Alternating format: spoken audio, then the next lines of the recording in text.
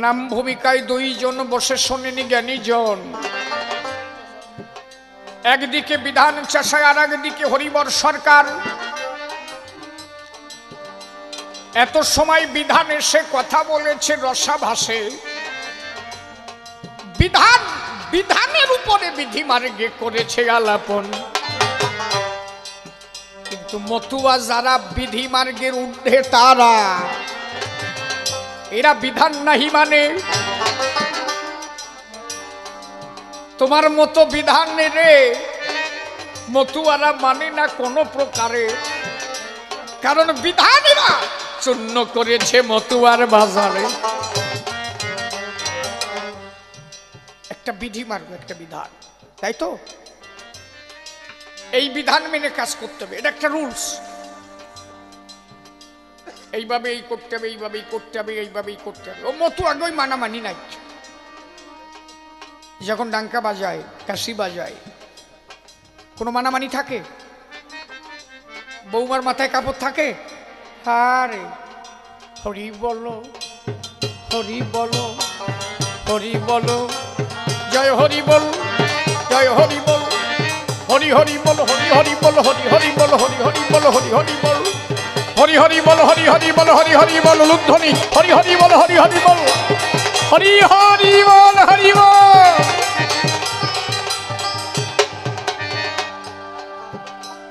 এই যে মাতাম মেতে যাওয়া, নামে প্রেমে যখন মেতে গেল, বৌমা এসে জড়ায় ধরলো ভাসুরেরও পায়। আরে ভাসুর গিয়ে জড়াইয়ে ধরে বৌমার রাঙা পায়। সেখানে বিধিমার্গ নাই। কে বৌমা কে ভাসুর ইহা মনে নাই। প্রেমের ঘরে মতুয়ারা গড়াগড়ি যায়।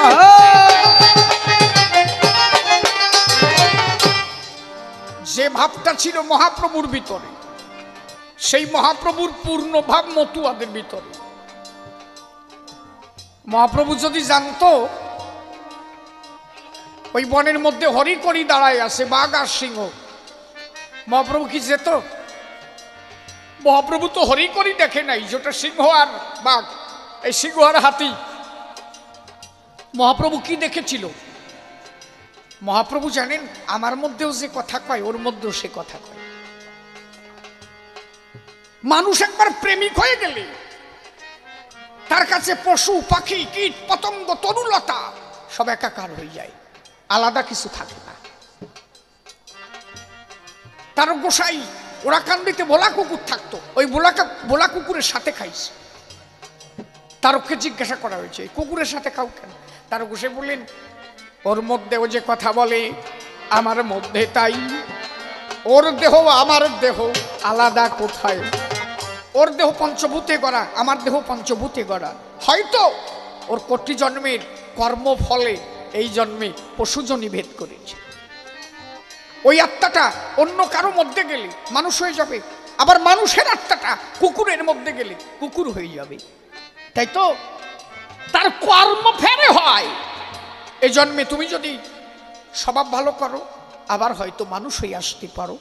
আর যদি প্রেমিক হয়ে আত্মসমর্পিয়ে শ্রীহরির ভজন করতে পারো হয়তো আর জরা মরার জম্বুদ্বীপে তোমার নাও আসতে হতে পারে। আর যদি এমন কোন কর্ম করে যাও আবার তোমার পশুজনী হতে পারে ভাই। মানুষ হয়ে আসতে পারো পশুর আলয়, তাহলে সব একাকার হয়ে যায়। একবার মানুষ যখন প্রেমিক হয়ে যায় তার কাছে পশু পাখি কীট পতঙ্গ সব একাকার হয়ে যায়, আর বিধিমার্গ চলে না। তাই করেছে বর্ণনা বসে শোনেনি সদী জনা। ধর্মসভা স্থান প্রথম সে প্রশ্নপত্র তুলে ধরেছে সভাগাত্র অত্র তার দেব সমাধান। কি কইছে কও? এই প্রশ্ন কেটা করতে কইছে?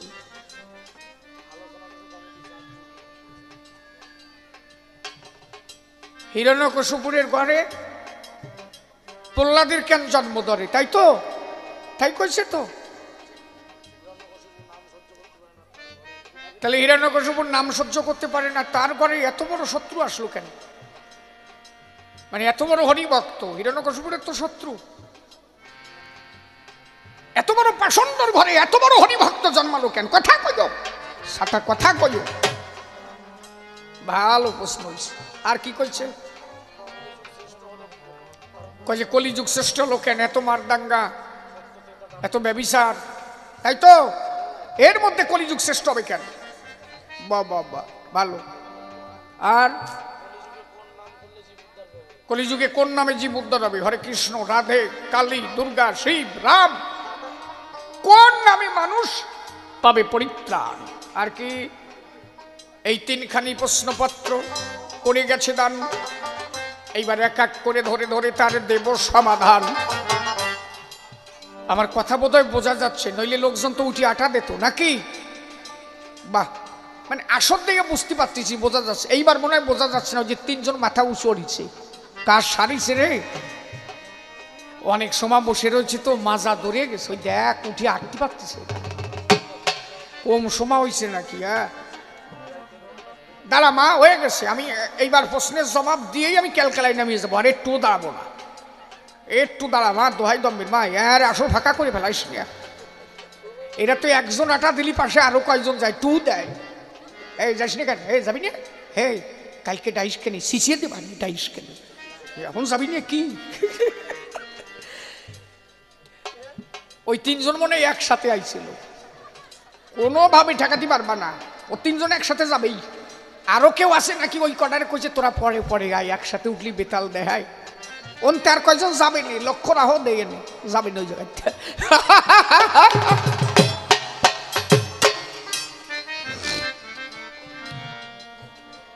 এইবার মূল জবাবে যাই, শোনো। প্রহ্লাদের মতো ভক্ত কেন হিরণ্যকশিপুর ঘরে জন্মালো? সভা তলে সেসব কথা তোমায় বলা ভালো। পুত্র সন্তান জন্মায় মা বাবার কর্মের জোরে, অন্তত মাতা সৎ হতে হয় বিশ্ব চরাচরে।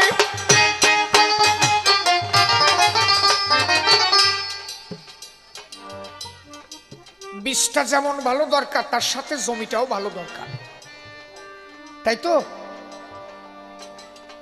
জমি যদি ভালো না হয়, সেই জমিতে ভালো ফসল হয় না। নারী হচ্ছে একটা দিঘির ন্যায়।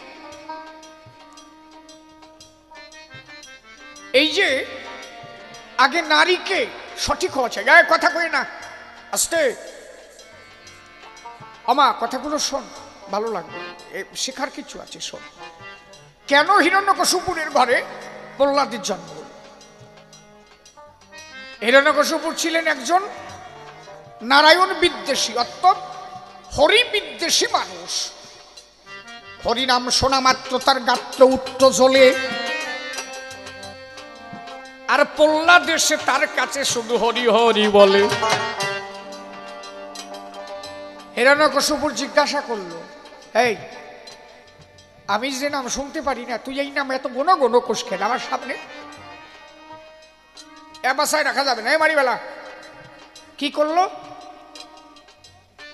একটা পাগলা হাতি প্রহ্লাদকে 4 হাত পা বেঁধে রাস্তার মধ্যে রেখে একটা পাগলা হাতি ছেড়ে দিল। প্রহ্লাদ কি বলল? এই যে পরিপূর্ণ আত্মসমর্পণ না হলে তো তারে পাবা না। দেখো, প্রহ্লাদ আরো লোকের তো ডাকতে পারতো, আমার বাসাও, আমরা বলি যা কই নাকি? কিন্তু প্রহ্লাদ কি কইছে? হে গোবিন্দ, তুমি বিনে আমার বান্ধব কেহ নাই, কৃপা করিয়ে রক্ষা করো ও হে রসময়। বিপদ হারি তুমি, হারে বিপদের কান্ডারি, আমি হরি বলে তোমার নামে ধরলাম আজি পারি।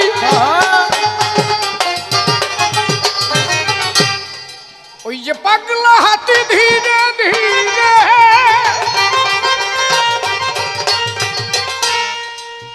করেছে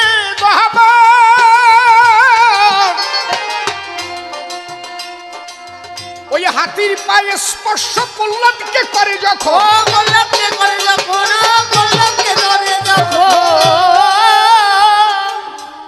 গোবিন্দের নাম স্মরণ করে, শ্রীহরি নাম স্মরণ করে প্রহ্লাদ ভার দিয়ে তার উপরে আস্তে পূর্ণ আত্মসমর্পণ করে মুখে হরি নাম করছে। হরি বল হরি বল হরি বল হরি বল হরি বল। পাগলা হাতি কি করলো? প্রহ্লাদের মুখের ওই হরিনাম শ্রবণ করি। খালি ব্যাপারটা বোঝো, সব মুখের নামে কাজ হয় নাকি? যে কুর একটা ঘুরিয়ে গেল, আমি এত কথা করছি, সাতা না শুনে বেরোয় গেল, তা আমার মুখের নামে কাজ হবে না? কিন্তু প্রহ্লাদের মতো ভক্ত যার মুখে নাম শোনা মাত্র, পাগলা হাতি কি করেছে? তার হিংস্রতা ভুলে গিয়ে প্রহ্লাদের সঙ্গ ধরে পাগলা হাতিও মুখেতে তখন হরিনাম সে করে। ওই হাতি আর প্রহ্লাদ তখন হরি হরি খায়। একবার প্রেমানন্দে বদন ভরে হরি বল ভাই, হরি বল হরি বল হরি বল হরি বল।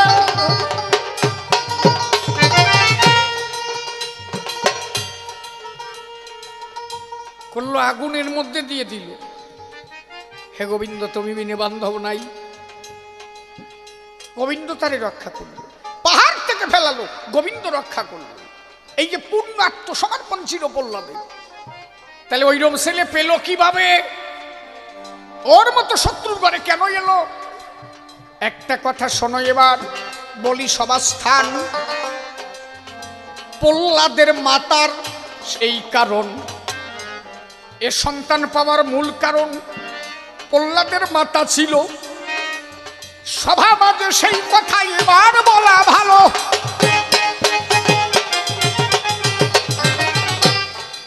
প্রহ্লাদের মা প্রহ্লাদের জন্মের আগে হিরণ্যকশিপুকে বললেন, স্বামী তুমি তো আমার কাছে বড় দামি, তাই না? রাখতাম। হ্যাঁ, দোতারাটা কোথায় গেছে? শুয়ে পড়েছ? তো বলছে, স্বামী তুমি তো আমার কাছে বড় দামি, আমার একটা কথা নিবা? কি? বললো, কি? আমি সারা জীবন তোমার কথা শুনবো, তুমি যা বলবে তাই হবে, কিন্তু তার বিনিময়ে আমারে একটা রাত ভিক্ষা দিবা, একটা রাত মাত্র আমারে ভিক্ষা দিবা। তুমি সারা জীবন যা বলবে আমি তাই শুনবো, কিন্তু একটা রাত আমি যা বলবো তুমি তাই করবে। শোনো ঘটনা কি। প্রহ্লাদের স্ত্রী, এই হিরণ্যকশিপুরের স্ত্রী বললেন, কয়াদু বললেন, মাত্র একটা রাত চাও তুমি? ঠিক আছে আমি দেব। আচ্ছা তা তুমি কি চাও? বললো, আমার সময় হলে আমি চেয়ে নেব। হিরণ্যকশিপুরের স্ত্রী কয়াদু রজস্বালা হলেন। তেজি যে রজস্বালা হলেন,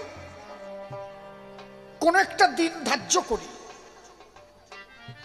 সেই দিনে হিরণ্যকশিপুরকে বললেন, স্বামী আমি আজকের রাতটা তোমার কাছে ভিক্ষা চাই। কি করতে হবে আমার?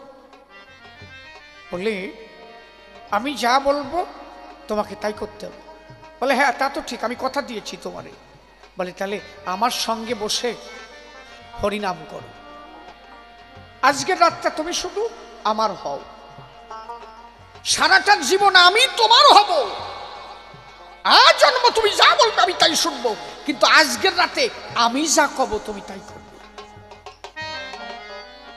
বলে, আমার সঙ্গে বসে তুমি করো হরিনাম, হরিনামে যেন মোদের পুড়ে মনস্কাম।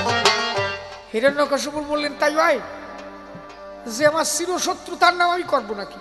বলে, আমার কিন্তু কথা দিয়েছ তুমি, সারা জীবন তুমি যা করবে তাই হবে, কিন্তু আজকে আমি যা বলবো তোমার তাই বলতে হবে। এই যে রাত্রি ভোরে দুজনেতে হরিনাম করিল, বসে শোনে নাচেন যত ভক্ত জ্ঞানী দল। কয়াদুর ভক্তির জোরে, কয়াদুর ভক্তির জোরে স্বামীকে ওই সারা রাত ভরে হরিনাম করিয়েছিল। হরিনামের মধ্যে দিয়ে দুজনে হয়েছিল মধুর মিলন। সেই মিলনে জন্মেছিল প্রহ্লাদের মতো নন্দন। তাহলে একটা সন্তান নিতে গেলে অন্তত হরিমুখী হওয়া চাই। স্বামী স্ত্রী দুজনের সেই হরিভক্তি চাই। স্ত্রীর হরিভক্তির জোরে জন্মিলে ওই ছেলে হরিভক্ত এসে জন্ম নিয়েছে মহিমণ্ডলে। কয়েকটু বলেছিল হে ঈশ্বর, শুনেছি কোন বংশে কোন একজন হরিভক্তের জন্ম হলে তার 14 পুরুষ স্বর্গে যায়, আর যদি সেই বংশে কোনো কুপুত্র জন্মায় তার 21 পুরুষ নরকে যায়। ঠাকুর তুমি আমার কথা নাও, আমার স্বামীর বংশে একজন হরিভক্ত দাও। আমি তো জানি আমার স্বামী কত বড় পাপ করছে, যেন সেই হরিভক্তির আশার কি পায়, এই বংশ ধন্য হয়। দেখো সেই কারণে এলেন আমার প্রহ্লাদ গোসাই। মাতা তার হরিভক্ত, হরিনাম করিল। কত রাত্রি মাতা হরিনামে যুক্ত হইয়াছিল। আর ওই যে হিরণ্যকশিপুর সেজন্য হরিনাম করিয়া স্ত্রীর কথা শুনে দুজন মিলনেতে গিয়া এই যে হরিনামের মধ্যে দিয়ে আসিল সন্তান। প্রহ্লাদ বলে জানে তারি এ বিশ্বভুবন। এই জন্য হিরণ্যকশিপুর যখন মারা গেল, ওরা সুসম্মান নারীটারে নরসিংহ রূপ ধরে ওইটা সিবায়ে খাচ্ছিল। প্রহ্লাদ তখন জিজ্ঞাসা করেছিল নরসিংহ রূপী ভগবানকে, আচ্ছা ঠাকুর আমার বাবাকে হত্যা করেছো দুঃখ নাই, কিন্তু ওই নারীটাকে চিবাচ্ছ কেন? ভগবান নরসিংহ রূপ ধরে বলছে, প্রহ্লাদ ওর মতো এত বড় পাষণ্ড একটা সন্তান জন্ম দিতে গেলে তার সুসম্মান নারী দিয়ে পিতৃসত্তা নামে ভূমণ্ডলে। আমি ওর সুসম্মান নারীটাকে চিবাইয়া আস্বাদ নিচ্ছি যে এত বড় পাষণ্ডর মধ্যে এত কি সুন্দর সুসম্মান নারী ছিল, যার কারণে তোমার মতো হরিভক্ত এলো প্রেমানন্দে বদন ভরে হরি হরি হরি বল হরি বল। এটা একমাত্র জন্মেছিল তাহাদেরই কৃপায়, হরিভক্তি পেয়েছিল তাহারও মাতায়। মায়ের কৃপা জোরে তার পিতা হরিনাম করিল, সেই কারণে পাষণ্ড হয়ে ভালো ছেলে জন্ম হলো। একটা কথা মনে রাখবা, একটা বেশ্যার ঘরেও ভালো সন্তান হয়, হয় কি না? আবার একটা চোরের ঘরে সাধু জন্মায়, আবার সাধুস্থল চোর হয়, আর বেশি সাধুস্থল চোরই বেশি হয়। আমি দেখছি তো বড় বড় গোসাই পরে সল যা জন্মাই থুয়ে গেছে সেই বদনা মানে সেই নাম ওই সলে খাইয়ে বেলাইছে, হয় কি না? কথা কইও। তাহলে সাধুর ঘরে চোর হয় কেন? এর কারণ কি জানো? সাধুর চরিত্র একরকম আর ওই নারীর চরিত্র হয় আর এক রকম। বিষয়টা কেমন? সাধু হয়ে গেলে সে কাম থেকে দূরে থাকতে চায়, দেহখানাকে নিষ্কাম করে। আর ওই নারী সাধুর পরে সন্দেহ করে। সাধু যায় না নারীর ধারে, আর নারী ঘরে বসে ভাবে সাধুগুরি দেয় কি যেন কি করে। কথাটা বুঝছো? এই যে বারে বারে নারী সাধুরে সন্দেহ করে, সেই সন্দেহের ফলে নারীর ভক্তি যায় চলে। ওই নারীর মধ্যে তখন সন্তান এলে, ওই অভক্তি মায়ের গর্ভে সন্তান জন্মালে, তখন আর সেই সন্তান সাধু হয় না। কিন্তু বেশ্যার ঘরে সাধু হয় কেন জানো? একটা বেশ্যা যদি চায় আমি একটা সন্তান নেব, সে জানে আমি বেশ্যাবৃত্তি করি, আমার মতো পাপী জগতে আর কেউ নাই। তবে যদি কোনো সন্তান নিতে চায় সে সেই দিন ঈশ্বরের আরাধনা করে। ঠাকুর আমি তো সারা জীবন বেশ্যাবৃত্তি করলাম, তবে আমি একটা সন্তান নেব, আমার কথা নিও, এমন একটা সন্তান তুমি আমায় দিয়ে দিও, সেই সন্তানের জন্য যেন আমার বংশ উদ্ধার হয়। প্রেমানন্দে হরি হরি বলো গো সবাই।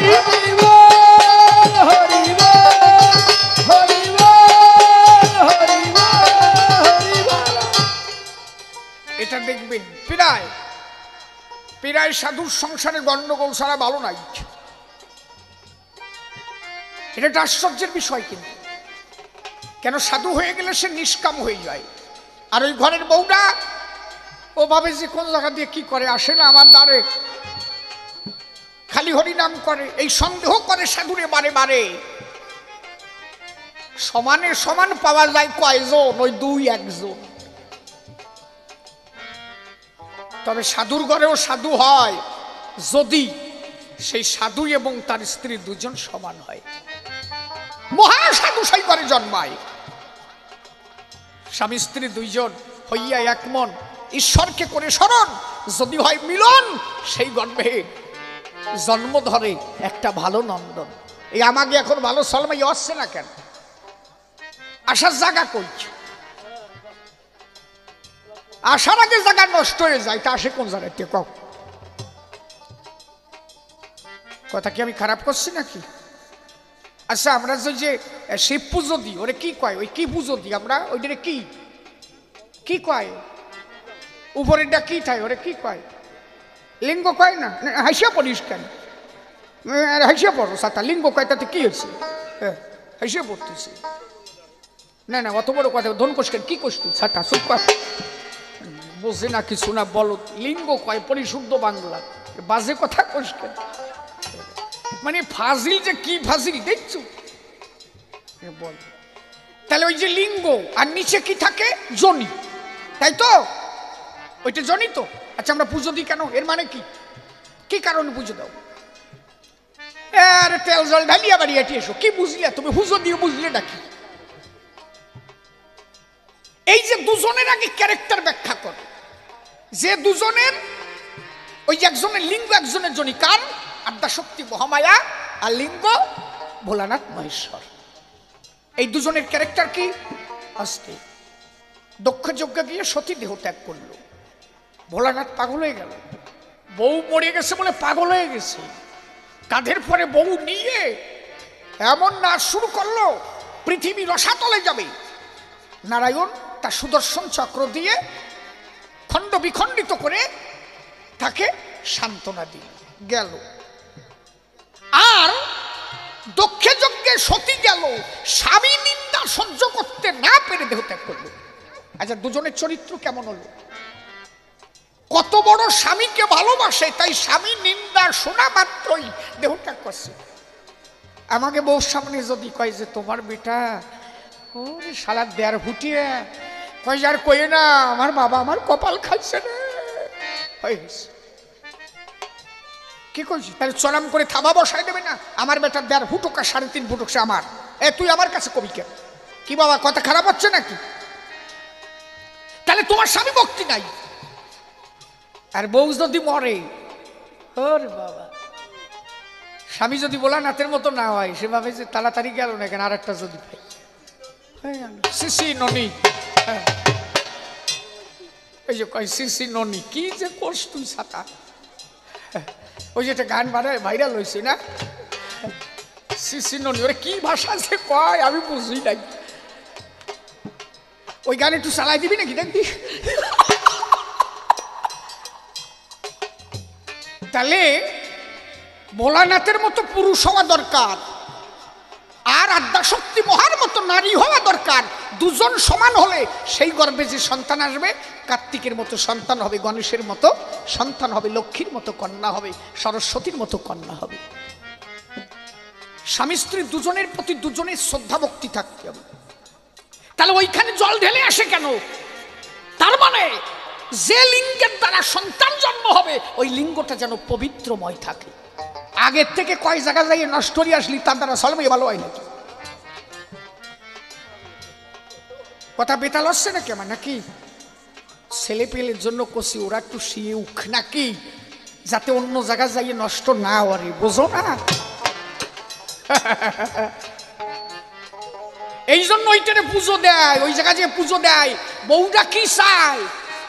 হে ঠাকুর, হে ভোলানাথ, মহামায়া তোমারে যেমন ভালোবেসেছিল, তুমি যেমন মহামায়াকে ভালোবেসেছিলে, আমারে যেন তেমন একটা স্বামী হয়, সে যেন আমারে ছাড়ার কাউরে না সয়। এনে হওয়ার আগে যদি 8-10 বার হয়ে যায়, সেই ছল কি করে ভালো হয়? কথা কই, এর জল ঢালি আসলাম। এইবার খালি এগে করছি বলে গায়ে জ্বালা উঠতেছে নাকি?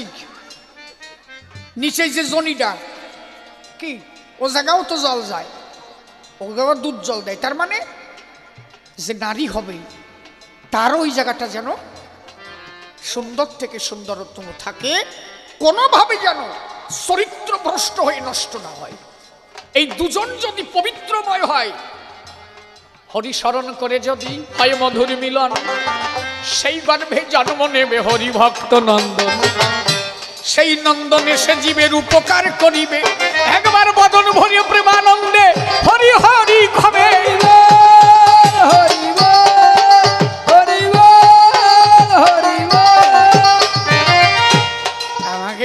আমাকে বাড়ির পাশে ফুটিয়ে মা, এই দাঁড়া বাংলা, বাড়ির পাশে ফুটিয়ে মারা ওই শিব পুজো জল ডালতে গেছে, তা ঢালি আইসে, তা রাস্তায় দেখা চেহারা ভালোই, চেহারা ওই 25-30 বছর হবে বয়স। আমি পুটের মারে বললাম যে এই শিবের মাথায় জল ডালি আসলিয়া, তা কার নামে জল দিলে? কয় যে দাদা বাড়ির লোক তো বোম্বে চলে গেছে, এই প্রায় 3 বছর হয়ে গেল, ওর কথা তেমন মনে নাই, তবে রাত্রি যেটা আসে ওর নামেই ডালিছি।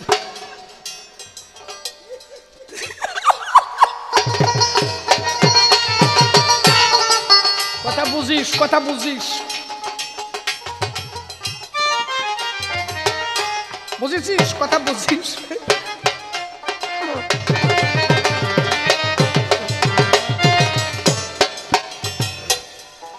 এই জন্য পবিত্র হও, পবিত্র হও, তবেই তো ভালো সন্তান পাবা। এই আর কি কইছে রে? কই যে কলিযুগ শ্রেষ্ঠ কেন? কলিযুগ শ্রেষ্ঠ কেন বোঝো না? সত্য যুগে মানুষের আয়ু ছিল 10,000, এই 1 লক্ষ বছর। মানুষ ঈশ্বর পেতে গেলে ধ্যান তপস্যা করতে হতো। ত্রেতা যুগে মানুষের আয়ু ছিল 10,000 বছর, ঈশ্বর পেতে গেলে যাগযজ্ঞ করতে হতো। দাপর যুগে মানুষের আয়ু 5,000 বছর, ঈশ্বর পেতে গেলে পূজার্চনা করতে হতো। তাহলে একটা মানুষের যদি 1 লক্ষ বছর আয়ু হয়, ওরে বাবা, 1 লক্ষ বছর যদি আয়ু হয়, সে 500 বছর নাকি কত হয়? 50,000 বছর। কথা কোষ 1 লক্ষ বছর আয়ু মানে কি? ওরে বাবা, আমার ঠাকুরদা ছিল একা, দাঁড়া, আমার ঠাকুরদা একা ছিল, আমার ঠাকুরদা একা ছিল, বিয়ে করার পরে 7 জন আসলো, আমার বাবা বড় আর 3 জন কাকা, এগুলো 7 জন। এই 7 জনের হলো, একজনের হচ্ছে 5টা, একজনের 3টে, একজনের 3টে, আর একজনের 2টে। কয়টা হয়েছে? 13টা। এই 13টার পরে 4 দিয়ে 3টে করি, মানে 4 13 কত হয় রে? 52। এই 52 আর 4 কত? 56। 56 আর ওই যে কত 13, কত হলো? মানে আমার ঠাকুরদা বাঁচিছে মোটে 70 বছর। এর মধ্যে নিমিজিমি গ্রামের অর্ধেক আমরা ক্লিয়ার করে ফেলাইছি।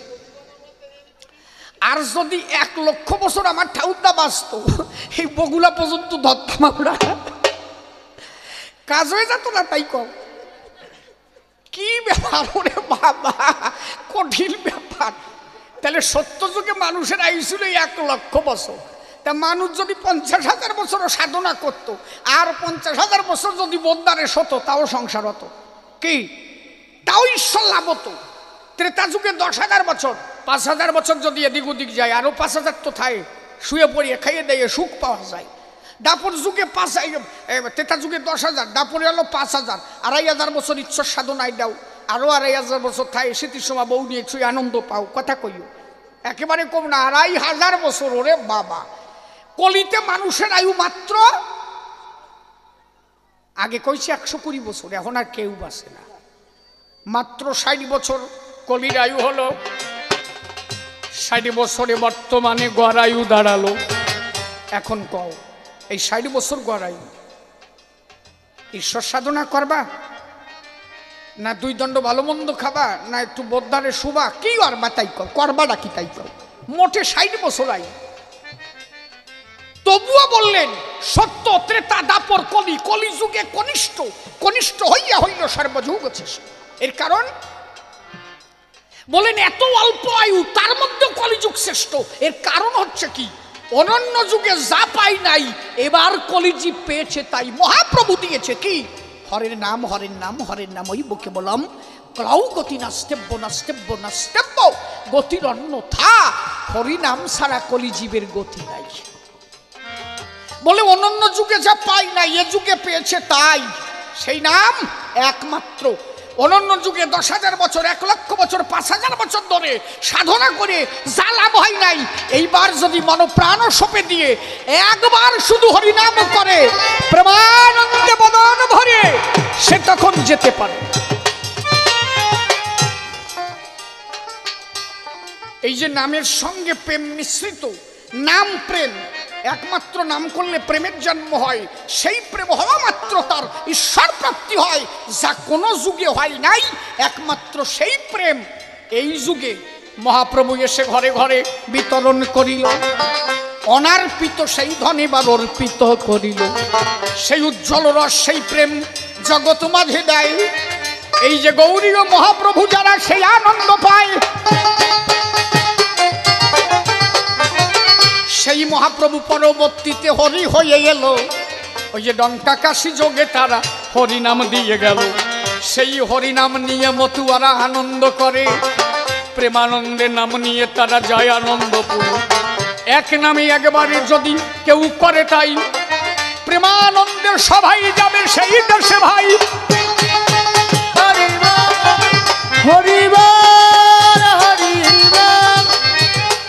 এই হরিনাম ছাড়া জীবের কোনো গতি নাই, একবার নেওয়া মাত্র সাধন সিদ্ধ হয়। হকারে কেশবর্ষৈবরীকারে আদ্যা শক্তি মহিং রাধা, রাধা কৃষ্ণ যুগল মুক্তি হরিনামের মধ্যে বাধা। এবার যদি বলে কোন নামে মানুষ উদ্ধার হবে, যে যে নাম করুক সেই নামেই উদ্ধার হবে, কিন্তু তার মধ্যে একটা শ্রেষ্ঠ নাম আছে। সেই শ্রেষ্ঠ নামটা কি এ আপনারাও জানেন, সবাই জানেন, হয়তো অনেকে মানতে চায় না, কিন্তু এটা না মানলে তবে না। মহাপ্রভু এই নামই করেছিল, মহাপ্রভু সবসময় বলতো হরি বল। আপনারা বিশেষভাবে জেনে থাকবেন, আমি বলছি আপনারা মিলিয়ে নেবেন। এই যে 16 নাম 32 অক্ষর, কেউ রাগ হবেন না, এইটা কিন্তু মহাপ্রভু কোনোদিন করেন না। এই যে 16 নাম 32 অক্ষর যে নাম, এই নাম মহাপ্রভু কোনোদিন করেন নাই। আপনি আমার দেখাতে পারবেন না। এই আপনি বলবেন যে অমক দেখাতে পারে, অমকের কাছে যাব, অমক কবে যে অমক পারবে, অমকের কাছে যাব, অমক কবে তমক পারবে, কেউ পারবে না। নেই, আমি বলে দিই। তবে বর্তমানে চৈতন্য চরিতামৃত, চৈতন্য ভাগবত, বর্তমান যে সংস্করণগুলো বেরোচ্ছে, এতে এখন মহাপ্রভুকে দিয়ে করানো হয়েছে। আপনার এই বই পড়তে গেলে মিনিমাম 50 বছর আগের সংস্কার পড়তে হবে, আমার কাছে আছে। সেখানে পরিষ্কার মহাপ্রভু বলেছে 16 নাম 32 অক্ষর হচ্ছে তন্ত্র, হরিনাম হচ্ছে মহামন্ত্র, একদম পরিষ্কার লেখা। চৈতন্য ভাগবত 98 পেজ 98 পৃষ্ঠা আদি খণ্ড, আমি বলে দিচ্ছি পড়বেন। 50 বছর আগের বই, মিনিমাম 50 বছর আগের বই পড়তে হবে। সেখানে মহাপ্রভু পরিষ্কার বলেছে 16 নাম 32 অক্ষর তন্ত্র, হরিনাম হচ্ছে মহামন্ত্র। যখন হরি করে উদ্ধার করতে গেল, মহাপ্রভু হরিবল বলেছিল, হরিবল। জগাই মাধাইকে যেদিন উদ্ধার করতে গেল, হরিবল। মহাপ্রভু অনব্রত বলতেন হরিবল। এই 16 নাম 32 অক্ষর মহাপ্রভু মুখে কোনোদিন গান নাই। হুলো সাটাম এক একজন দেবে নেই, যে ধর্মানে জায়গা খুঁজে পাবো না। এই জন্য সর্বশাস্ত্র বীজ হরিনাম। মহাভারতের প্রথম চ্যাপ্টার, যদি বাড়ি মহাভারত থাকে আমি বলে দিচ্ছি, মহাভারতের প্রথম চ্যাপ্টার পড়ে রাখবেন, ওখানে বড় হলফনামা করে লেখা আছে আস্তে, সর্বশাস্ত্র বীজ হরি, হরি দিয়ে ব্র্যাকেট দিয়ে আটকানো, সর্বশাস্ত্র বীজ হরি নামে 2 অক্ষর, আদি অন্ত নাহি যার বেদে অগোচর, হরি নামই হরি। এই জন্য মহাপ্রভু বলেছে 16 নাম 32 অক্ষর তন্ত্র, হরি নাম হচ্ছে মহা মন্ত্র।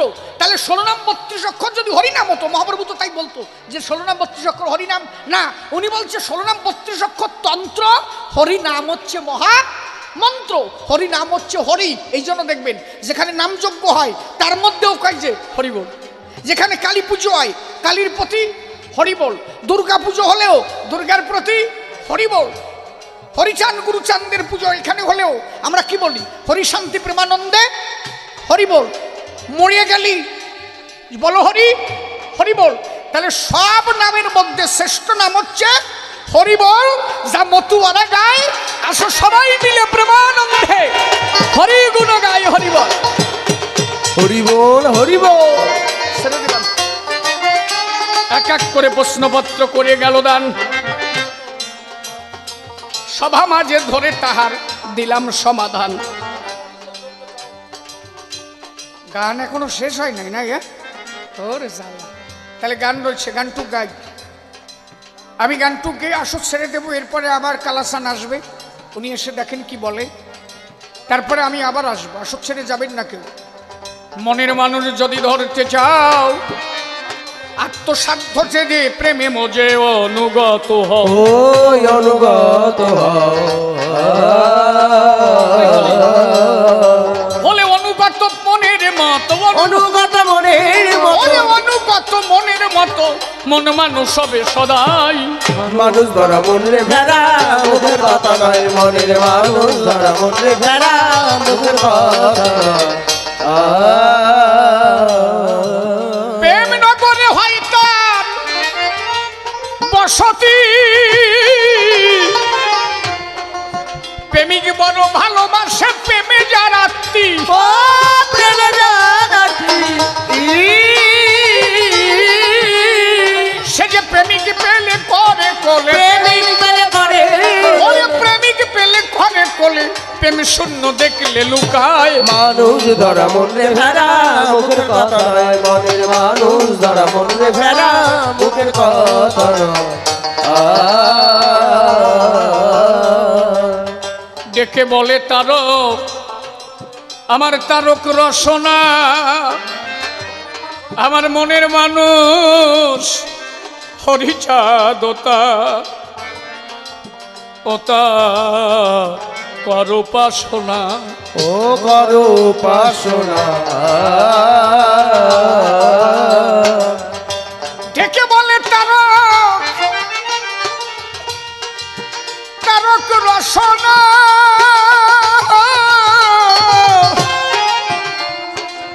মনের মানুষ হরিচাঁদ তার কর উপাসনা, ও করো উপাসনা। এবার অশ্বিনীর পূর্বে বাসনা, অশ্বিনীর পূর্বে বাসনা, অশ্বিনীর পূর্বে বাসনা, স্বামী মহানন্দের করুণায়। মানুষ ধরা মনের ভেড়া মুখের কথা নয়, মনের মানুষ ধরা মনের ভেড়া মুখের কথা নয়। তবে আর বেশি কথা বলবো না, ছেড়ে দিয়ে যাব আমার কবির কল্পনা। দেখিয়া সে কোন ভাবে কোন কথা কয়, কোন ভাবধারা সে উঠাইয়া লয়। সব থেকে শ্রেষ্ঠ যুগ কলি হলো, কনিষ্ঠ হইয়েও শ্রেষ্ঠ হয়ে গেল। এর মূল কারণ হলো এই জায়গায় ওরা কান্দি এলেন আমার হরি ক্ষীরত চাই। সত্যতে দাপর কলি কলি যুগ এলো, মহাপ্রভু এসে দেখো নাম দিয়ে গেল। সেই নাম বৈষ্ণবরা কয়জন বুঝিল, সেই নাম দিতে এলো হরি ক্ষীরত ছাই। মহাপ্রভু হরি হয়ে এলো ওরা কান্দির গায়ে, আসিয়া সেই নাম দিল ডঙ্কা কাশি যোগে। মতুয়ারা সেই নামে আনন্দের আগে, অনুরাগের ভারে তারা সেই নাম গায়। এই যুগে হরি পেতে আর দূরে নয়, ঘরে বসে একমাত্র ঈশ্বর পাওয়া যায়। কোন যুগে এই ভাবনা কোনো জায়গা নাই। শ্রীহরি বলল আমার শোনো আমার ধারে, আর কারো যেতে হবে না কোনো আদূরে। ধ্যান তপস্যা যাগযজ্ঞ বাদ দিয়ে দাও, ঘরে বসে তুমি যদি আমাকে পাও। লইয়ে নিজ নারী ব্রহ্মচারী সচ্চরিত্র রবে, হাতে কামুখী নাম সদা সত্য কথা কবে। পরপতি পরসতী কবুনা স্পর্শিবে, তুমি না ডাকিলে হরি তোমারে ডাকিবে। আর কি গৃহেতে থেকে যার হবে ভাবুদয়, সেই সে পরম সাধু জানিও নিশ্চয়। ঘরে বসে পেতে পারো হরি দয়াময়, অনন্য যুগে এটা পাওয়ার কায়দা নাই।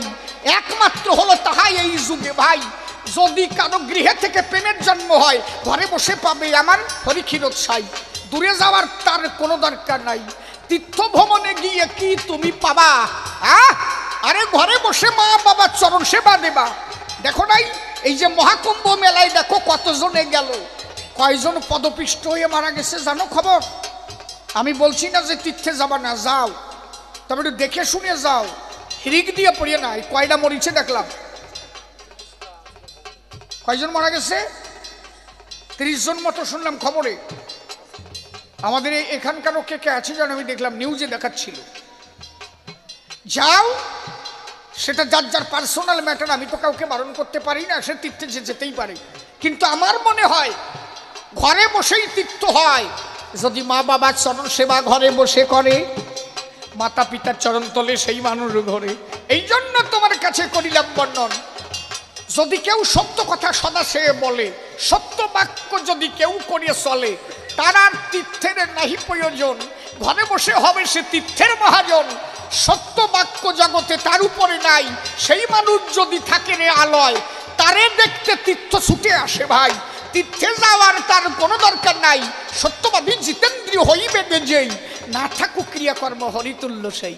দিন গেলে একটা তীর্থে গেলে সেখানে দেখো ৫,০০০ যায়, ১০,০০০ টাকার নিচে তীর্থযাত্রা নয়। এই ১০,০০০ টাকা ওখানে ব্যয় না করি, সেই টাকা দিয়ে যদি যাও তুমি বাজারে, এই ১০,০০০ টাকা যদি ১০০ টাকা হয়, ১০০ করিয়ে দেখো ১০০ দিন যায়। ১০০ দিন ধরে যদি ১০০ টাকা খায়, তবেই কিন্তু ১০,০০০ টাকা পূর্ণ হয়।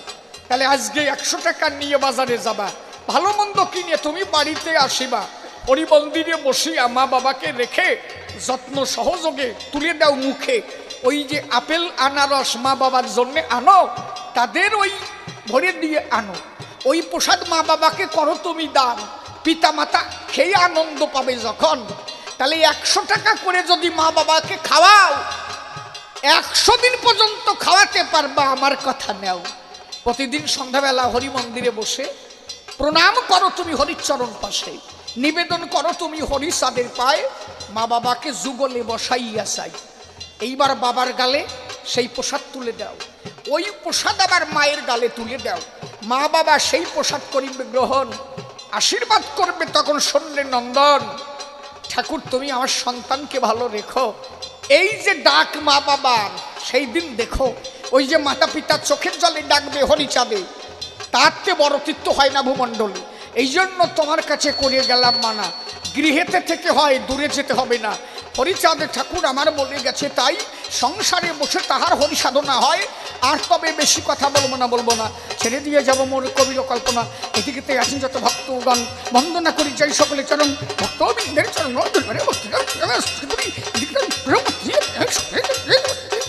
এই পর্যন্ত প্রথমবারে ভাবকান্ত হলো। জয় জয় হরি গুরুচাঁদ প্রেমানন্দে, হরি হরি বলো।